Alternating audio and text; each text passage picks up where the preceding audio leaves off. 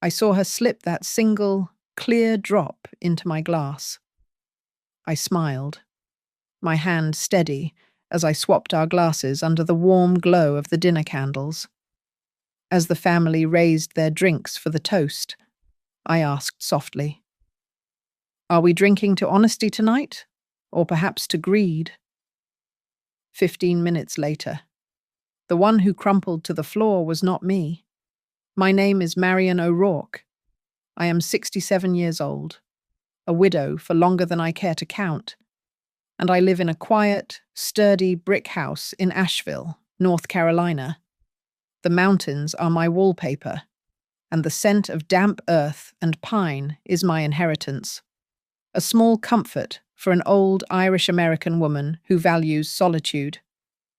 For 35 years, I was an internal accountant at Northwind Civic Services. It was a job of numbers, of balances, of finding the small discrepancies that others missed. I retired 5 years ago, but the mindset never leaves you. My house is orderly. My finances are immaculate. My independence is the one non-negotiable term of my life. I know where every dollar is, and I know why it is there. My son, Ethan, is 38. He is a good boy, but a soft man, always eager to please and quick to retreat from confrontation. His wife, Brianna Hale, is 34.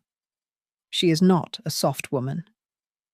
The tension between us has been simmering for the better part of a year, a low, constant heat under every polite conversation. It is a friction of two different materials rubbing against each other, my quiet, settled granite, and her restless, shiny chrome. My birthday is approaching, and they have insisted on a party. Not a quiet dinner, just the three of us, but a proper gathering. It will be here, in my house. A few cousins, some old friends, and my closest neighbours are expected. I agreed, because to refuse would have been a declaration of war, and I was not yet ready for that. I was still in the evidence-gathering phase. The warning signs had been subtle at first, then increasingly bold. Last month, during a Sunday visit, Brianna had followed me into the kitchen, her voice pitched with that artificial sweetness she uses when she wants something. "You know, Marion," she'd said, wiping a perfectly clean counter, "we should really talk about your durable power of attorney, just to make things easier, down the line." I stopped drying my hands. Easier for whom? Brianna? For everyone. And your passwords. It is just so dangerous not to have someone else know them, in case of an emergency. I folded the towel. I am not in an emergency. Ethan, who had been listening from the living room, quickly changed the subject to the weather. He always avoids the talk of money, leaving the unpleasant foraging to his wife. Brianna has made the implication more than once, over lukewarm coffee, that older people should really hand over the financial details to the younger generation, as if competence expires at 65. But I am an accountant. I see the patterns. For months, I have kept a small, leather-bound notebook. It is not a diary. It is a ledger of irregularities. January 10th. A notification of a failed attempt to reset my online banking password. The attempt was made at 2:16 in the morning, February 4th. A pre-approved offer for a supplementary credit card in my name, mailed to my address, but with Brianna's name listed as the authorized user. I had not requested it. March 12th. Ethan mentioning offhand that his car payment was going up, while Brianna looked at him with silent, cold anger. Last week, I had a new doorbell camera installed. It was not for neighborhood security. It was to log who came and went, and for how long.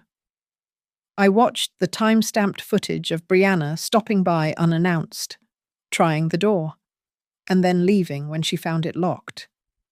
The party is this Saturday. The house is clean. The catering is ordered. And my ledger is locked in my desk. This birthday, I will be a gracious host. I will smile. I will accept their gifts. But I will observe, and I will not concede a single inch. The morning of the party, the house was filled with the scent of roasted rosemary and baked bread, but a sharp, chemical anxiety cut through it. Brianna arrived early, full of a brittle energy I recognized as performance. "Marian, you should not be lifting a finger," she chirped, taking a tray of glasses from my hands. "It is your day. Why don't you go relax? I will handle the beverages. In fact, I brought ingredients for a special non-alcoholic spritzer just for you." "That's very thoughtful, Brianna, but I am perfectly fine with water." "Nonsense," she insisted, her smile tight. "This is a celebration." I watched her line up bottles of sparkling cider and bitters on the counter. I left her to it and went to my bedroom to retrieve a shawl. On my way back, I paused by the small alcove in the hallway where I keep my daily medications. The cap on my bottle of sleep vitamins, a mild herbal supplement, was not just closed.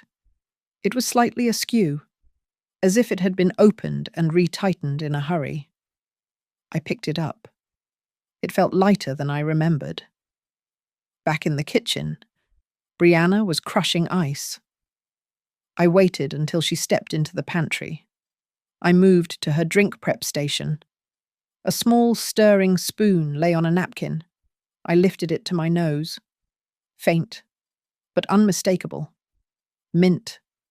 The exact scent of my sleep vitamins. The ones coated in a thin, minty film to make them palatable. My blood did not run cold. It clarified. It became perfectly, icily clear. Later, as she was arranging appetizers, her Apple Watch lit up. She was too busy arguing with Ethan about where to put the music speaker to notice me glancing. The preview of the message was stark against the black screen. It was from a contact named Tessa. "Can you do it before the toast?" The toast. Of course. The moment the entire family would be watching me, holding a glass she had prepared. Just then, the new doorbell camera chimed on my phone. The delivery driver. Ethan hurried to the door before I could move. I saw him sign for a large, flat cardboard envelope. I clearly saw my name and address on the label. Underneath, in bold letters, confidential financial records. "What is that?" "Ethan," I asked, walking into the foyer. He flinched, turning the package away from me. "Oh, it is just some work stuff." "Mom, they must have mixed up the address." "It has my name on it," I said, my voice flat. "It is a mistake. I will sort it. Do not worry about it." He did not hand it to me. He did not open it. He walked it straight into the garage and tucked it behind a storage container.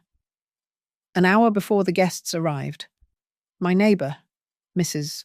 Lively, came over with a small azalea plant. She is 80 and sees everything. She pulled me aside, her papery hand gripping my arm. "Marian," she whispered, "I do not want to alarm you, dear, but I was up late last night, around 11. There was a strange car parked across the street. No lights. It sat there for a good 20 minutes. I almost called the police." "Did you recognize it?" "No. But it was the same one I saw Brianna get out of last week when she stopped by and you were not home."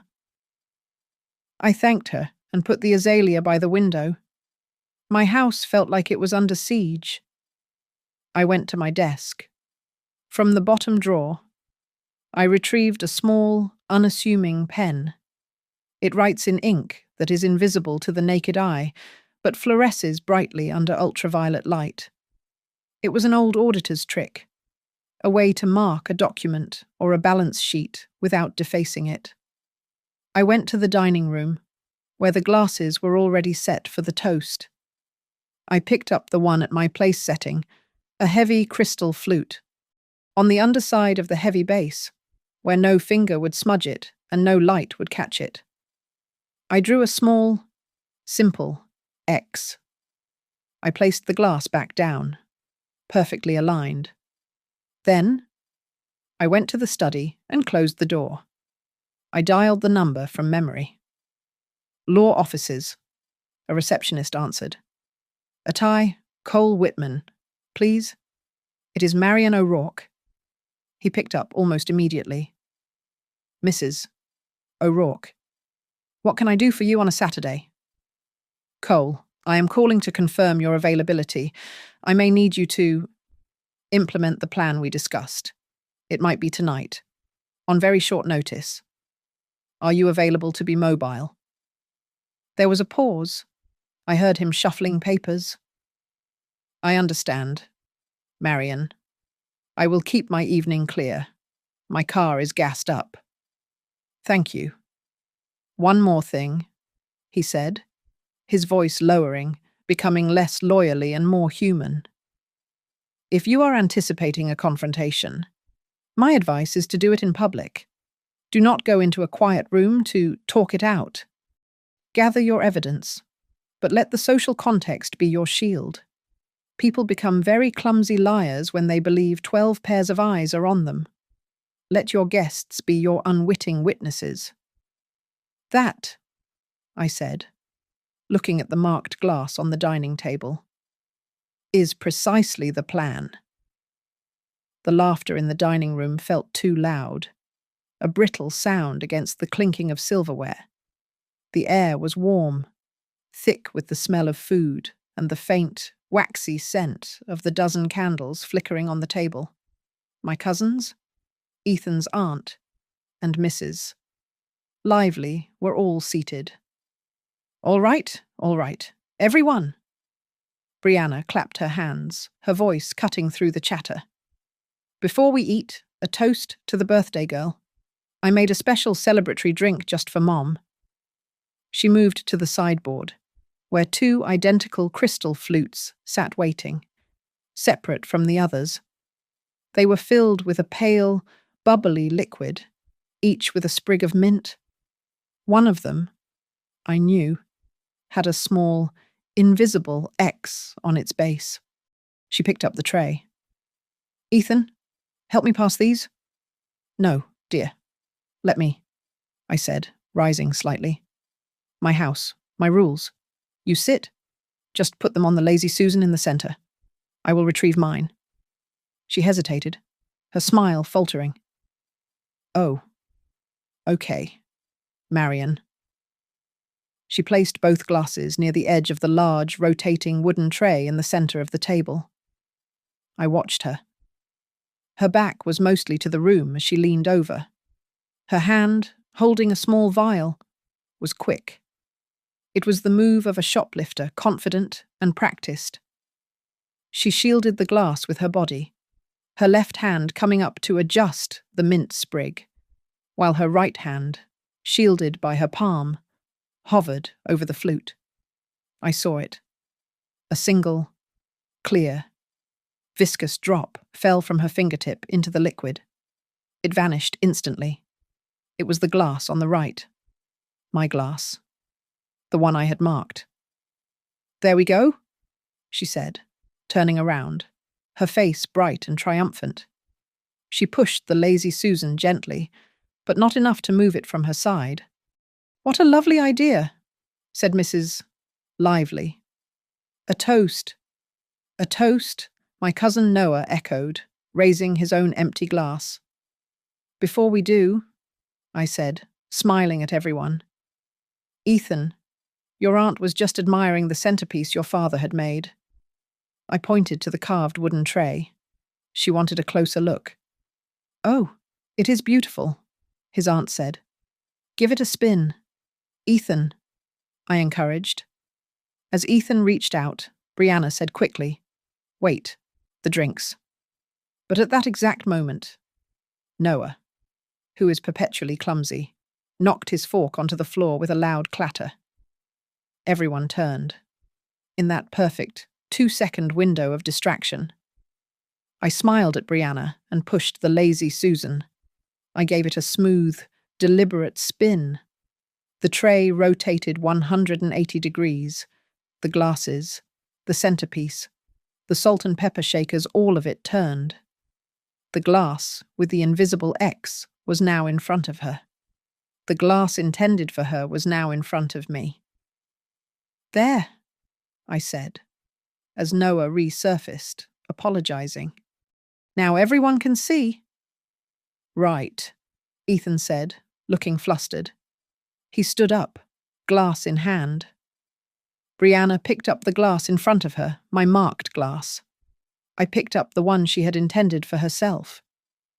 "To Mom," Ethan began, his voice cracking slightly. He raised his flute. To many more years, to health, and to peace. Peace in old age." He glanced at Brianna, who nodded at him, a flicker of something sharp in her eyes. "And," he added, "to simplifying things, making sure all the paperwork is in order, so we can all just relax. Cheers." Cheers. The room echoed. Brianna locked eyes with me over the rim of her glass. She smiled. Then she took a deep, committed swallow, draining half the flute in one go. I merely raised my glass, the untainted one, and touched the rim to my lips. I did not drink. I let the liquid wet my mouth, then lowered it. "Wow. Brie," said Cousin Noah, who had been given a similar, but presumably unaltered, version of the drink. "This is fantastic. Really cool and minty. What is in this?" Brianna's smile froze. She swallowed, her throat working. Just cider and herbs." "Noah." Her voice was a little hoarse. She blinked, a rapid, fluttering motion, as if the candlelight had suddenly become too bright. "Are you all right, dear?"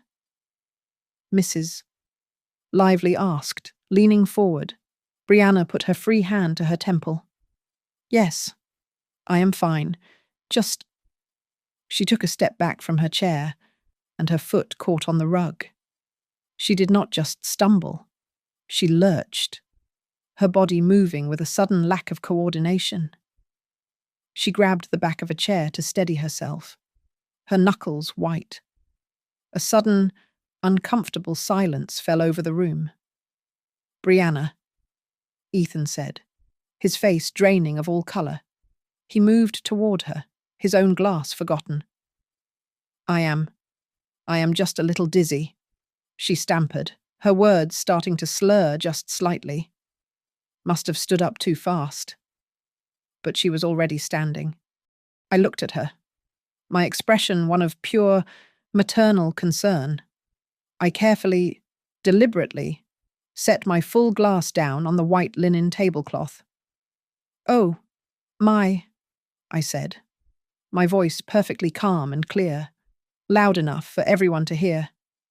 "Perhaps we mixed up the glasses. Condu." "She looks terribly unwell," I said, my voice cutting through the strained silence. "Ethan, perhaps you should call 911. That came on very suddenly.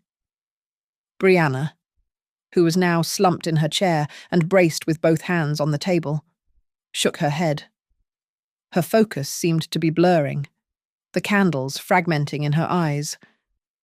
No, I am fine. I did not eat enough today.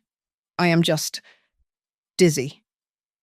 Dizziness that severe can be a sign of something serious. I pressed, keeping my tone level, filled only with the appropriate amount of alarm. "Mum, please," Ethan whispered, his face pale and slick with a sudden sweat. He was looking at Brianna, then at me, then at the ring of frozen guests. Let's not overreact. It is just a dizzy spell. She just needs some water. Let's not make a big scene. This is not a scene. Ethan, this is a medical concern. As I spoke, I caught Mrs. Lively's eye from across the table. She, a woman who had seen 70 years of neighborhood drama, gave me the slightest, sharpest nod. Quietly. She raised her smartphone, which had been resting on her lap. She did not aim it like a weapon. She simply held it up, screen facing the table, and I saw the small red dot indicating it was recording. She panned slowly, capturing the 2 glasses in the center mine untouched. Brianna's half empty. She captured Brianna's slack-jawed face, Ethan's panic, and the confused, alarmed expressions of our family members. She had, in an instant, become the perfect independent witness. "Everyone," I said, my voice firm but not alarming. "Please, stay seated for a moment. Do not clear the table. Please, do not touch any of the glasses." "Marion, what on earth is going on?" my cousin Noah asked, his voice low. "I am not sure," I replied honestly. "But 2 identical drinks were prepared by Brianna. One person is now incapacitated. The other is me. I simply want to understand what happened. Could someone please take a photograph of the table, exactly as it is?" Several phones were raised. The flashbulbs popped, freezing the moment, the half-eaten food, the 2 damning glasses. "Mom?" "Stop it," Ethan hissed, his embarrassment finally overriding his fear. "You are treating her like a criminal. She is sick. I am treating this situation like a potential accident." "Ethan," I said, meeting his gaze, my spine like steel. "I want to ensure the safety of everyone in this house. If something was wrong with that drink, we need to know. What if it was a contaminated bottle? What if we are all at risk?" That landed. The other guests murmured in agreement, looking at their own plates with suspicion. It was then that Brianna's phone, which she had placed face up on the table beside her plate, lit up again. A new message. She was too disoriented to notice, but Cousin Noah, sitting right next to her, glanced down. His eyes widened. He looked at me, then looked away, his expression hardening. He did not need to say anything. He had seen it. I could see the reflection of the screen in his glasses. "Tessa, next step. Do you have her PIN?" I turned my attention to a guest at the far end of the table, Mr. Ruiz. He was a quiet man, here with his wife, who was a friend of Mrs. Lively's from her book club. Mr. Ruiz, I knew from Mrs. Lively's own intelligence gathering, was an off-duty regional police officer. "Officer Ruiz," I said, keeping my voice respectful and calm. I apologize for mixing business with pleasure, but given the ambiguity of the situation and the sudden illness, would you feel comfortable taking a preliminary look just to advise us on procedure?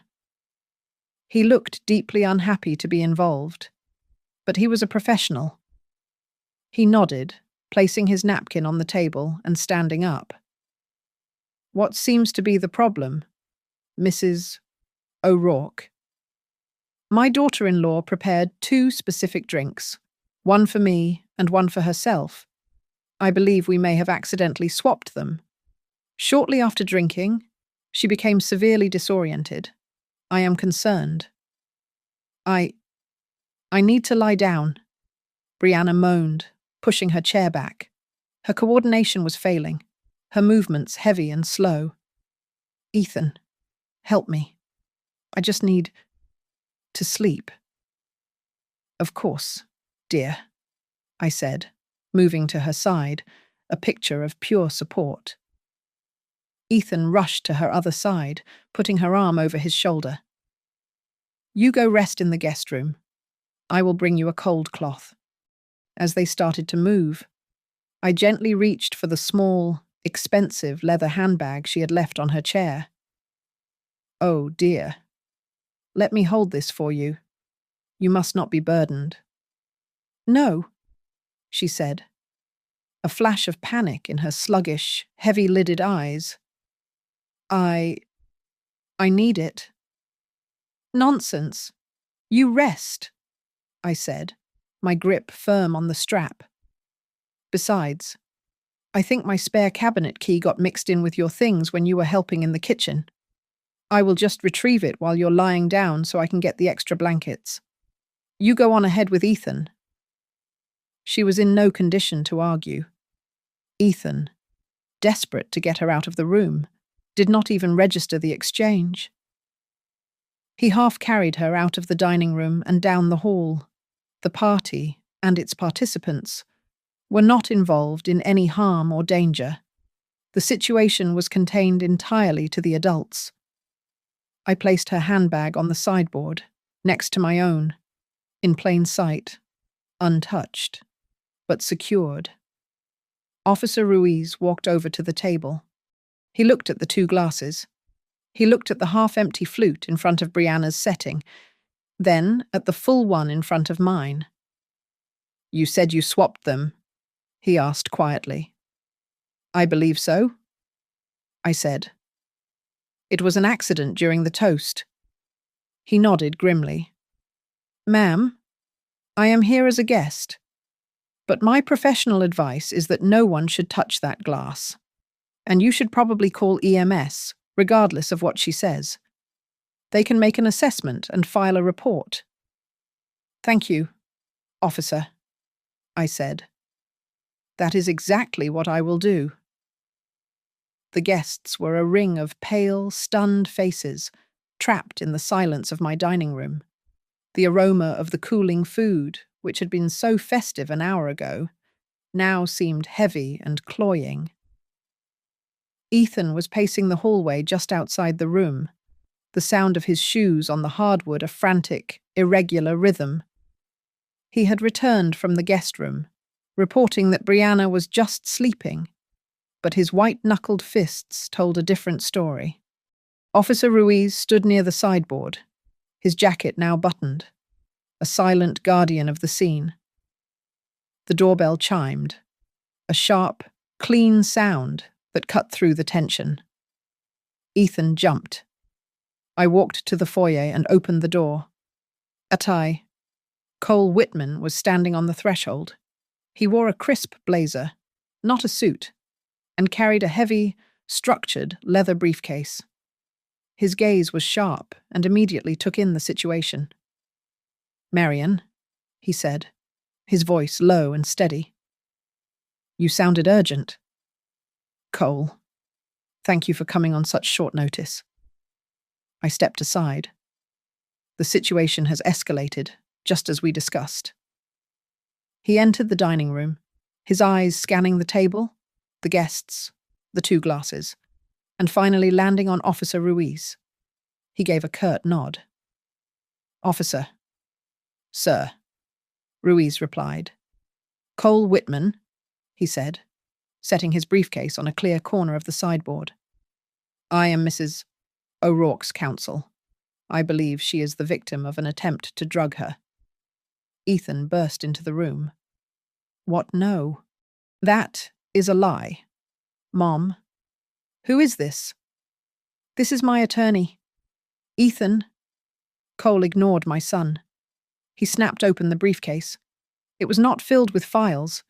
It was lined with foam, holding small vials, sterile swabs, and several foil-wrapped packages. He pulled on a pair of black nitrile gloves. "Officer Ruiz," Cole said, his voice precise. "I am about to perform a simple, over-the-counter rapid test for the presence of diphenhydramine and related compounds. As a neutral party, I would appreciate it if you would observe." Ruiz stepped closer. I am observing. Cole took a clean, sealed pipette from his kit. He carefully drew a small amount of liquid from the half-empty glass in front of Brianna's seat, the one with my invisible X on the base. He dripped 3 drops onto the test strip. The room was utterly silent, save for Ethan's ragged breathing. We watched the small paper window. Within 30 seconds, 2 sharp blue lines appeared. Positive, Cole announced, holding it up for Ruiz to see. He then took a new pipette and a new test strip. He sampled the liquid from my full, untouched glass. He applied the drops. We waited. 1 blue line appeared. Negative, Cole said. He dropped the plastic test strips into an evidence bag. This is ridiculous, Ethan sputtered. It proves nothing. It is a mistake. Then let's look at the other evidence, Cole said. Marion, the item we discussed. Yes, I said. I turned to my son. Ethan, the large envelope you signed for this afternoon. The one with my name on it. The one you hid in the garage. Please go get it. Ethan's face went white. I do not know what you are talking about. Get it. Ethan, I said, my voice leaving no room for argument. He looked from me to Cole, to Ruiz, his eyes wild. He vanished and returned a moment later, throwing the large cardboard mailer onto the dining table. It is just paperwork. We were trying to help you organize. Cole, still gloved, opened the flap. He slid out a thick sheaf of documents. He scanned the cover page, and a look of professional contempt crossed his face. Blue Ridge Notary, he read aloud. A known document mill, and this is a durable power of attorney. He flipped through the pages. A very aggressive one. It grants the agent your son, Ethan, immediate and total control over all assets, the power to sell property, liquidate accounts, and change beneficiaries, effective upon signature. He placed the documents on the table next to the positive test strip. The plan seems fairly straightforward. You drug the target to induce confusion, disorientation, and drowsiness. In that compromised state, you have her sign this, perhaps claiming it is just a simple permission slip for the bank. By the time the sedative wears off, the paperwork is filed. No, Ethan cried, his voice cracking. That is not true. We just wanted to make it convenient, to care for you in case you fell or something. Cole's voice was as cold as the glass on the table. Convenient for whom? Mr. O'Rourke. It seems very convenient for someone who needs immediate access to another person's entire financial portfolio. And the portfolio was the target, I added, walking to my laptop, which sat on the buffet. I opened it. My email, 3 days ago, a request to change the beneficiary on my primary investment account. The request was flagged as suspicious by the bank because the confirmation code was sent to my phone. I then held up a small, clear Ziploc bag. Inside was a photograph of a latent fingerprint. This laptop requires a fingerprint to unlock. When I became suspicious last month, I hired a consultant. This print was lifted from the sensor, from a time I was not home. It matches Brianna's. Officer Ruiz finally held up a hand. All right. That is enough. This is no longer a civil matter. Ma'am, he said to me, we must wait for EMS to evaluate your daughter-in-law. They are mandated reporters. I will file an incident report based on my observations, and I am securing these items as evidence. He pointed to the 2 glasses, the test strips, and the documents from Blue Ridge Notary. I nodded, my composure absolute. The guests watched me. their fear now mixed with a terrible understanding. "Thank you, officer," I said, my voice steady and clear for all to hear. "I am not accusing anyone of a crime tonight. I am merely trying to establish a clear set of facts. I want to understand, with witnesses present, exactly what happened. I want to know who prepared a drink for me, who touched it, and why the person who drank it is now unconscious in my guest room." Just as Officer Ruiz was carefully placing the doctored glass into a sealed evidence bag, the doorbell rang again, its chime sounding unnaturally loud in the pressurized quiet. Ethan, whose face was a mask of waxy, panicked sweat, looked toward the door like a trapped animal. Who else? Who else is coming?" "I will get it," Mrs. Lively said, her small frame suddenly infused with a firm authority. She walked to the foyer, and we all heard the lock turn. A young woman's voice, sharp with anxiety, pierced the air. "I am here for Brianna. Is it done? Is everything okay?"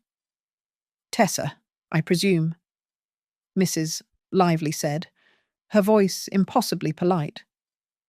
"Brianna is a little indisposed, but all her friends are right here. Please, do come in. You have arrived at a very important moment." A young woman I recognized from Brianna's social media stepped into the dining room. She saw the frozen tableau, the stunned guests, the uniformed officer, Cole in his gloves, and the items on the table. Her eyes went wide with terror. She instinctively clutched her phone, her thumb mashing the side button to lock the screen. "Too late," Cousin Noah said, his voice hard. He had been silent until now. "We already saw what you wrote her. Do you have her PIN?" Tessa stammered, backing toward the door. I do not know what you are talking about." "Then you will not mind showing us your phone?" Cole said, his voice reasonable. "If you are just a concerned friend, there is nothing to hide." Tessa clutched the phone to her chest. "You cannot see my phone." "That," Cole said, "is what people with things to hide often say." He looked at Officer Ruiz. The pressure in the room became unbearable. It all broke at once. "It was the crypto." Ethan suddenly sobbed, slumping against the wall. The words poured out of him, a septic tide of confession. "It was a bad investment. It was thousands, tens of thousands. And then the credit cards. We were just trying to consolidate. We were trying to stay afloat." He looked at me, his eyes pleading, desperate for me to be his mother, not his accuser. "It was Bree's idea, just to hold your accounts, just temporarily, to use the liquidity to cover our hole, just until the market turned around. She said you would never even notice." "So you decided to drug me to get my passwords?" I asked. My voice did not waver. "No, not like that." Ethan ran a hand through his hair, his mind fragmenting. This is not right. Brianna, we have to fix this." He bolted from the room, ignoring Officer Ruiz's call to stay put. We heard him shouting down the hall. A moment later, he was back, practically dragging a swaying, furious Brianna into the dining room. Her hair was matted on one side, her makeup smeared, but her eyes were sharp with pure adrenaline and rage. "You are all insane," she spat, her voice thick but loud. "What did you tell them?" She snarled at her friend Tessa. "Brianna," I said calmly, "the game is over." "It was just a sleeping pill," she shouted, finally admitting it. "A mild one. The same kind you take. I was not trying to hurt her, just to make her tired. So she would listen. so she would sign the papers and stop being so controlling. Cole Whitman stepped forward, his voice cutting through her hysteria. Ma'am, giving someone a substance without their knowledge or consent, for any reason, is a criminal offence. Just a mild sleeping pill is called battery, and when it is done to facilitate a financial crime, it is called much worse. You cannot prove anything? She said, but her voice was smaller. I think we can, I said. I nodded to my laptop. Cole. Mrs. O'Rourke's doorbell camera, Cole announced to the room. Footage from last night, 9:14 p.m., when she was documented to be at the grocery store. It shows two individuals, Ms. Brianna Hale and, I presume, Ms. Tessa, letting themselves into this house with a key. You were inside for precisely 14 minutes, just long enough, I imagine, to find the vitamin bottle, test a dosage, and confirm the location of her laptop. Tessa let out a small, strangled cry and bolted, shoving past Mrs. Lively and running out the front door. And about that key, I said, gesturing to the handbag I had secured on the sideboard. I lost my spare house key last month, the one I keep for emergencies. I suspected I had not lost it at all. Officer Ruiz, would you be so kind? Ruiz, with a look of grim resignation, unzipped the main compartment of Brianna's bag. He reached in and pulled out her keychain. And there, dangling from the ring, was my spare key, the one with the small, green plastic tag I had put on it myself. That single, small, green piece of plastic broke my son. Ethan O'Rourke slid down the wall until he was sitting on the floor, his head in his hands. He was weeping, not with remorse, but with the shame of being caught. It was a humiliating, ugly sound. We were going to pay it back, he whispered, the words of a child. We were going to put it all back, with interest. The guests looked away, disgusted. I felt nothing, not anger, not sadness, just the cold, clear finality of a balance sheet being zeroed out. I did not cry. I did not raise my voice. I simply walked to the bookshelf in the corner of the dining room. I pulled out a heavy, leather-bound volume and placed it in the center of the table, on top of the fake notary documents. It was an old photo album. I opened it to a random page, Ethan at 9 years old, on his father's shoulders, holding a fishing trophy. His smile was bright, uncomplicated, and honest. I looked at the man on the floor, then at the picture of the boy. I did not have to say a word. The entire room understood the charge. The sound of Ethan's sobbing was a wet, pathetic noise in the heavy silence. The guests, my family, my neighbors, sat frozen.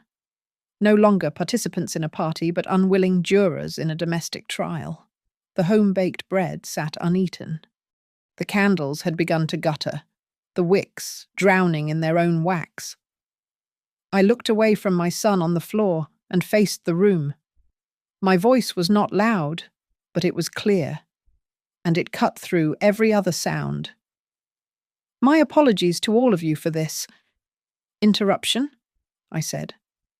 The party is, of course, over, but your presence as witnesses is invaluable. I turned to Cole. Cole, the bank? Already done? He said. He pulled his phone from his pocket, tapped the screen, and then held it up. As of 2 minutes ago, an emergency notice of protective action, which Mrs. O'Rourke and I drafted last week, has been submitted to her bank's fraud department.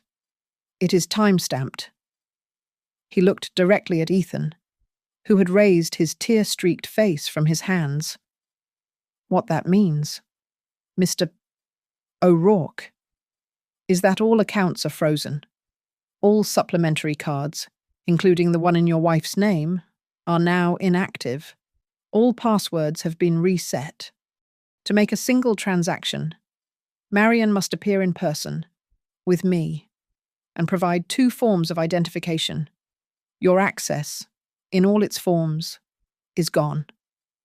Ethan's mouth opened, but no sound came out.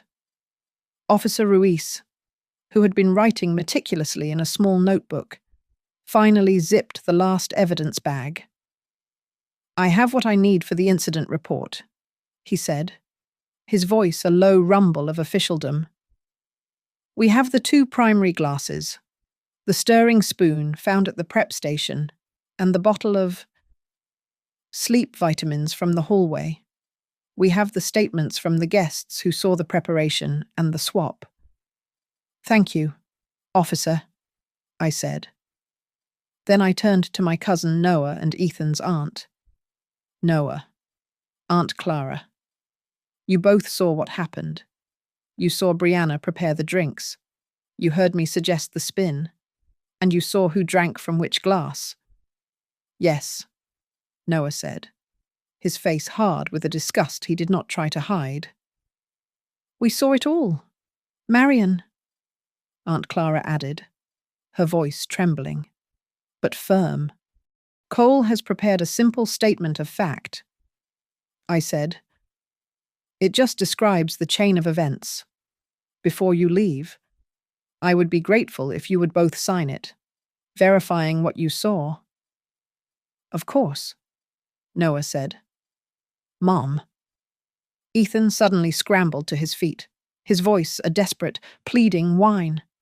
"Mom, please, stop this.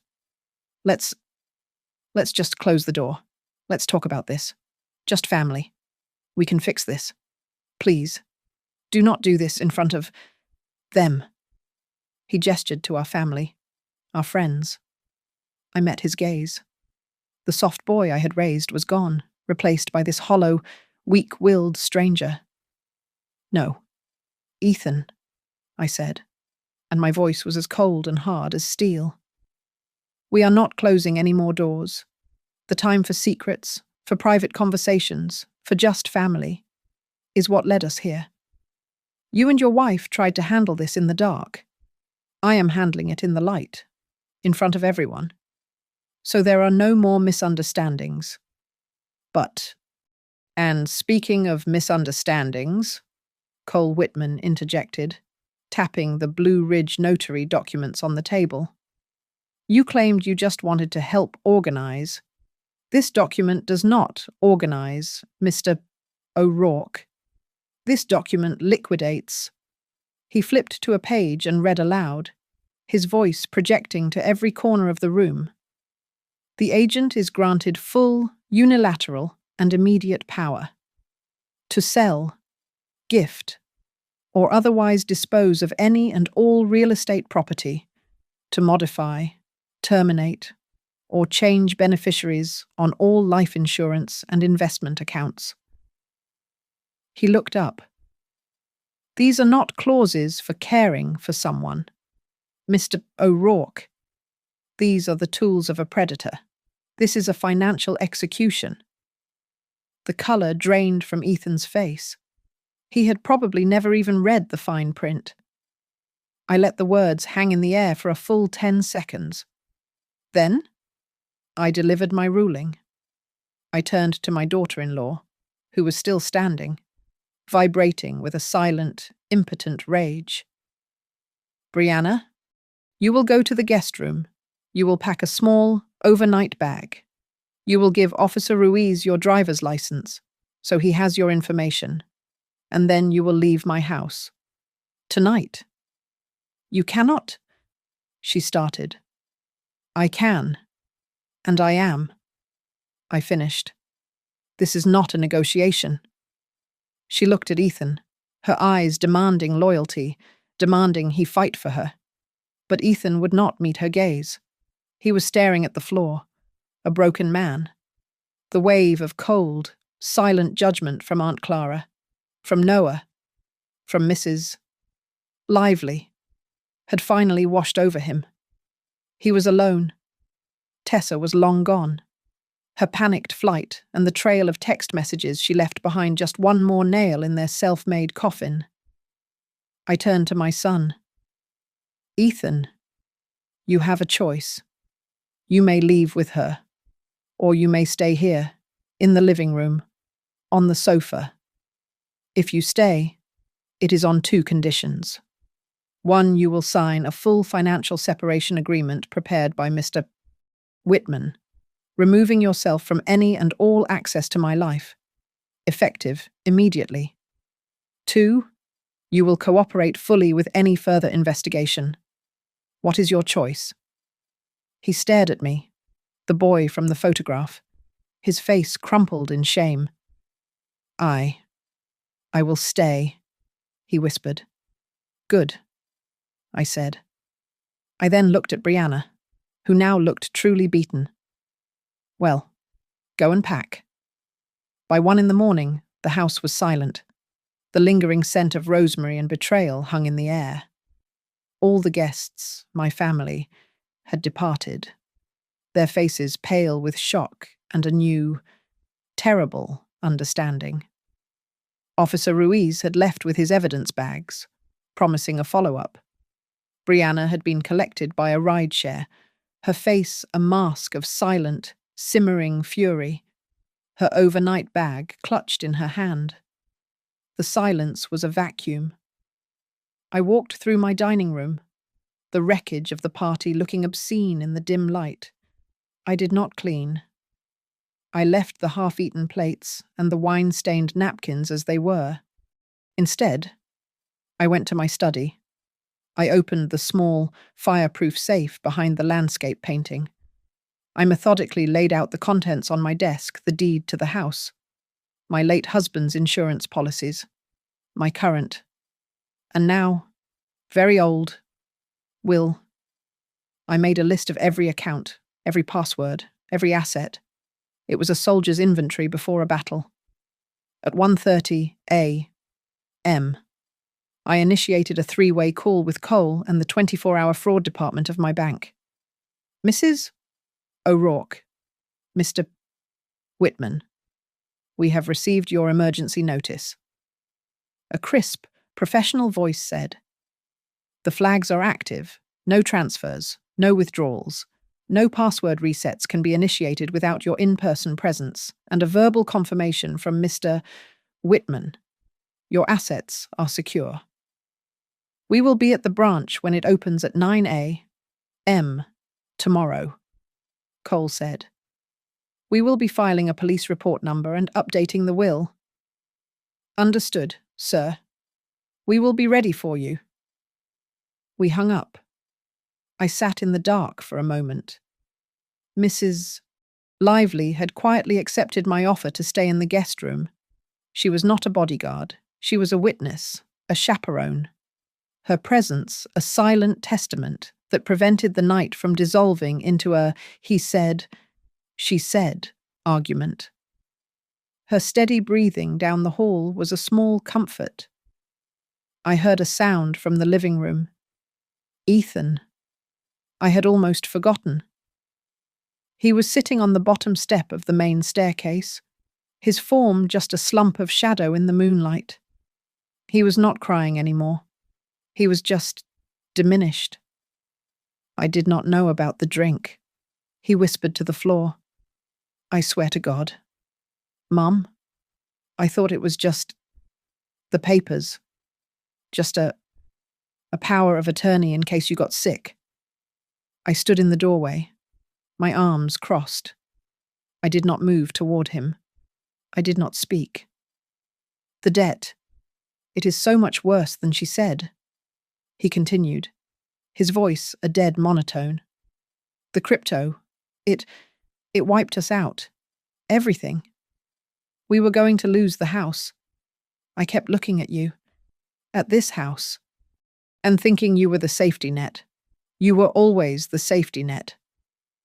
I said nothing. My silence was an answer. It was a wall he could no longer climb. He was looking for his mother, for the woman who would fix this, who would absorb the cost. That woman was gone. My phone, resting on the hall table, lit up with a text message. It was from Brianna. I picked it up. You will not destroy my life. You cannot do this to me, to Ethan. For the sake of this family's honor, you need to tell everyone this was a mistake. I am coming back in the morning and we will sort this out. My thumb was steady on the screen. I typed one word in reply. No. I hit send and blocked her number. I returned to my study. I sat at my desk, the room smelling of old books and lemon oil. I looked at the framed photo of my husband, Michael. He had been a good, strong man. He had never mistaken kindness for weakness. You knew where the line was, Michael, I whispered to the empty room. You always knew.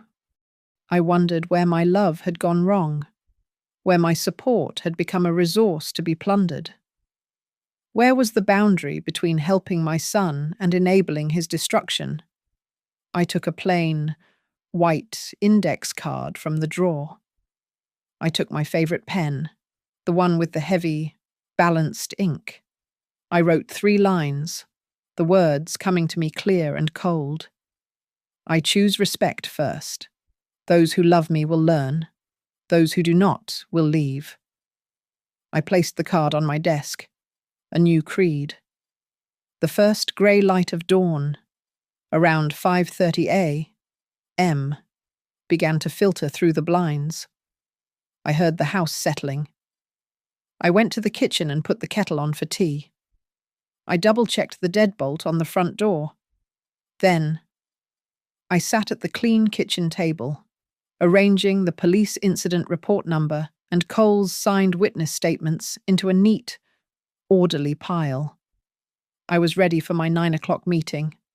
I was ready for the day. The 9 o'clock morning light was harsh and unforgiving, slicing through the oversized windows of the bank's regional office. The sterile, quiet hum of the wealth management floor was a stark contrast to the chaotic, candle-lit drama of the night before. Cole sat beside me, his briefcase open, a stack of freshly printed documents on the polished mahogany table. A man in a sharp suit, the bank's legal compliance officer, slid a final signature page toward me. Mrs. O'Rourke, he said, his voice low and respectful. This directive is now permanent.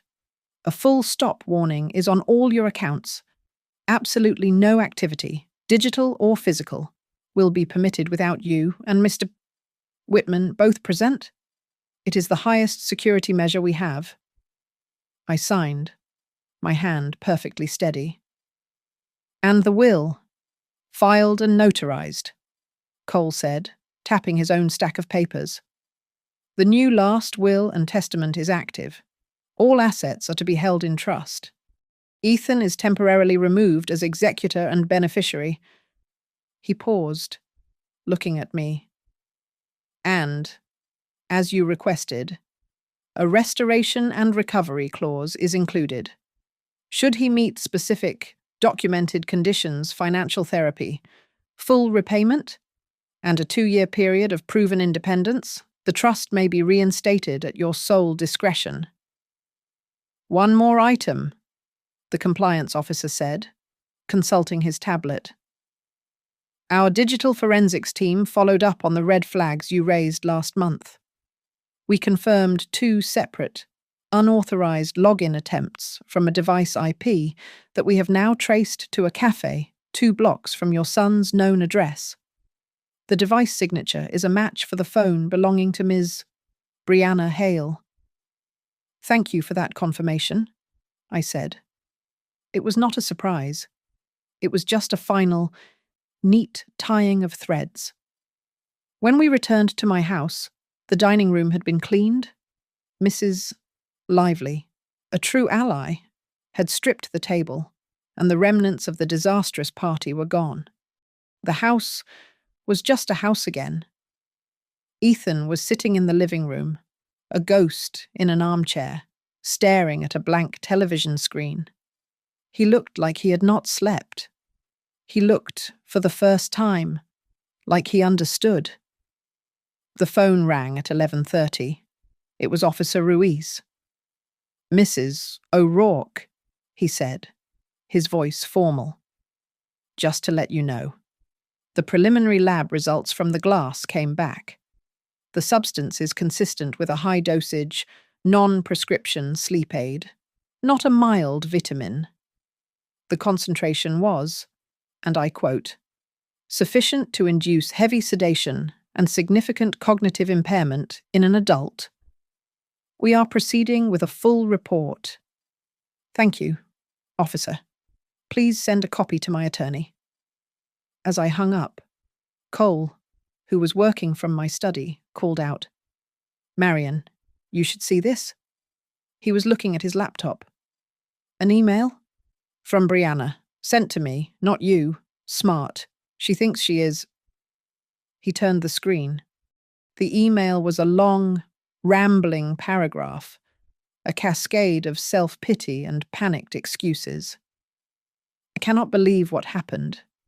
It was a terrible, terrible mistake. I am in such a panic over our financial situation. I was not thinking clearly. I would never, ever physically hurt Marion. She is like a mother to me. I was just so desperate to get her to listen. This is all just a financial misunderstanding. Please, let's not make this a legal matter. Think of Ethan." Cole looked up at me, his face impassive. And there it is. She has just admitted, in writing, to acting out of financial panic and to the act itself. She has destroyed any defense she had. This is not a get-out-of-jail card. This is a confession. I am saving this to a secure server, and I am sending a copy to Officer Ruiz. He then printed 2 copies of a single-page document. It was a simple, legally binding agreement, a voluntary abdication. He walked into the living room. I stood in the doorway. "Ethan," Cole said, his voice gentle but firm. "It is time." Ethan did not protest. He did not argue. He took the pen, and with a shaking hand, he signed the paper that legally removed him from every joint account, every savings plan, every title, and every bit of access to my life.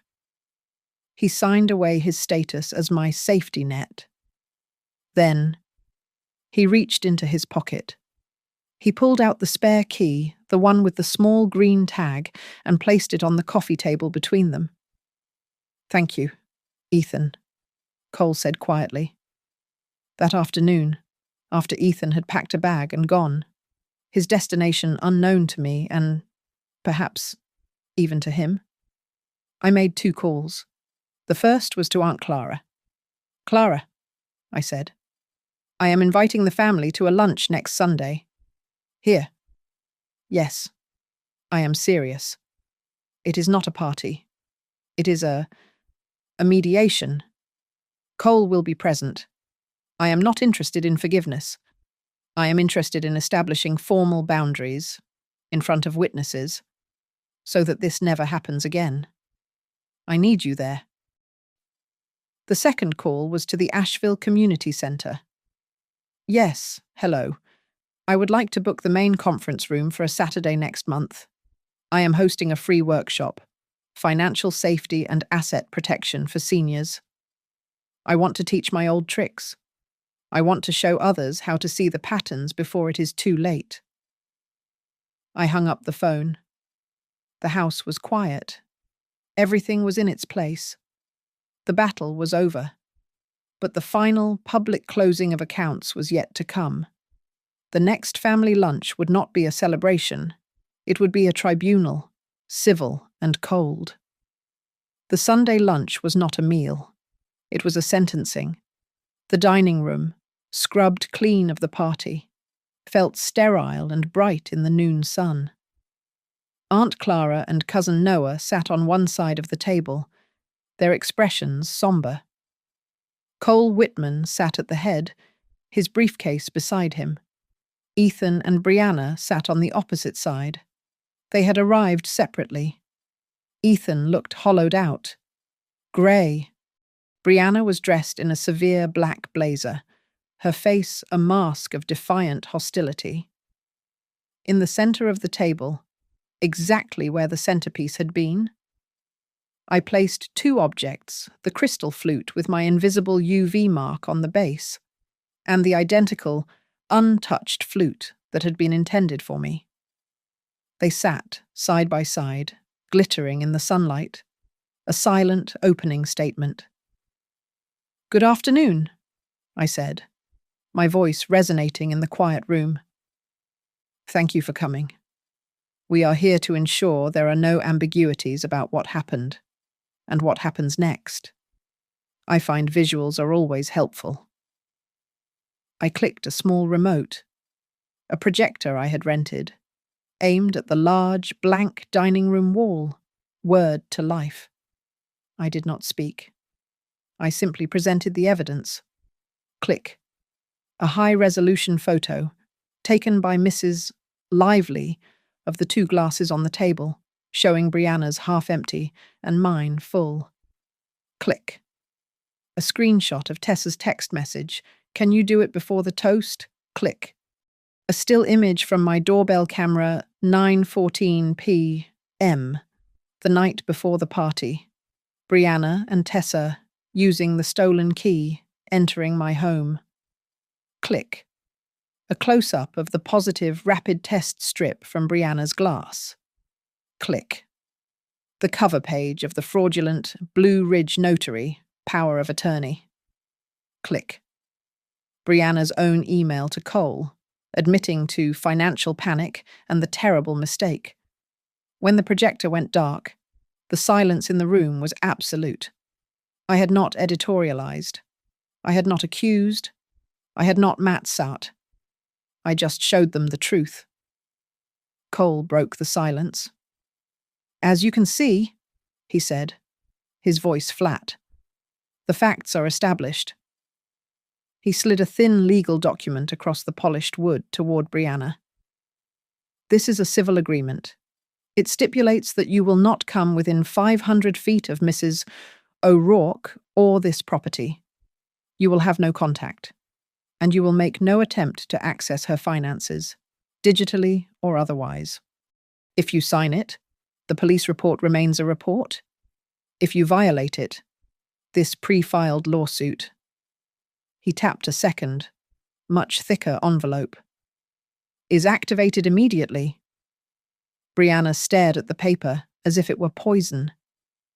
Ethan suddenly pushed his chair back and stood up. His voice was hoarse.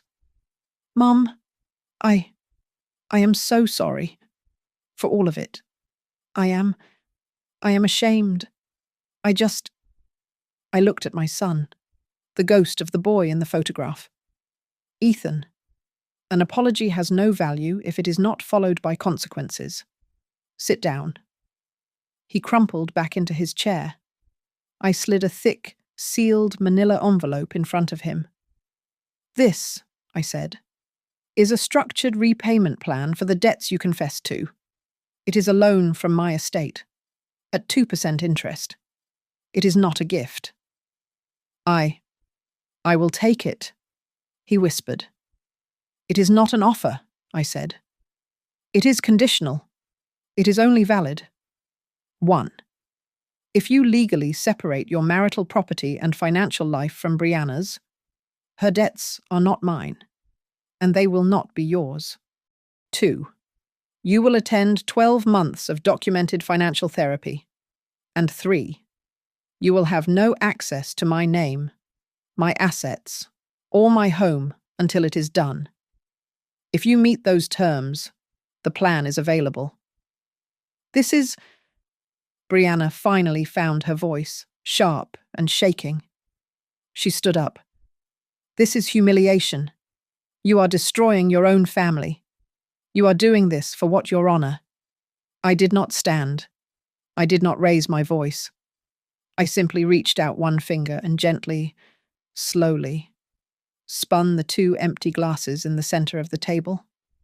The crystal caught the light, refracting rainbows onto the wall. Honor. Brianna? I said, my voice quiet but cutting through the room, is not found in the bottom of someone else's glass. She looked from the glasses to my face, and the fight just vanished. She saw the truth she had lost. Ethan looked at the envelope. He looked at his wife, whose face was now just a mask of cold calculation. Then he looked at me.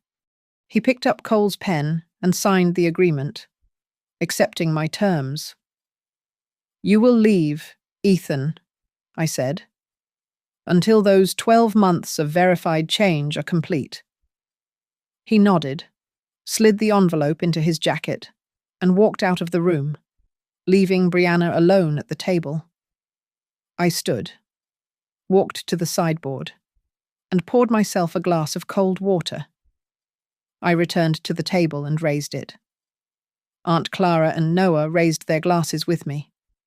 I did not toast to my birthday, or to family. I toasted to the truth.